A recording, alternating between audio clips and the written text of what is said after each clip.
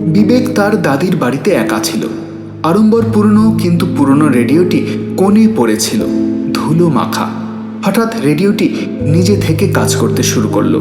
হালকা গুঞ্জন, তারপর স্পষ্ট কণ্ঠ, সতর্ক হও, রাতের ঘর তোমাকে দেখছে। বিবেক চমকে উঠল।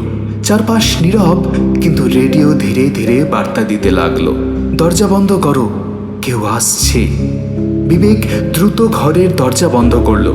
রেডিওর শব্দ ক্রমশ তীব্র হলো, পেছনে তাকাও, নইলে সময় শেষ হয়ে যাবে।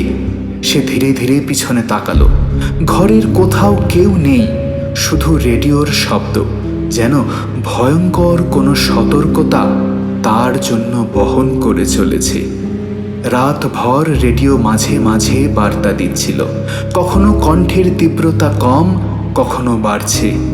বিবেক বুঝল, পুরনো রেডিওটি কেবল যন্ত্র নয়, এটি অতীতের কোনো ভয়ঙ্কর ঘটনা মনে করিয়ে দিচ্ছে, তাকে আজ সতর্ক করে রাখছে। ভোর হলে রেডিও আবার নীরব হয়ে গেল।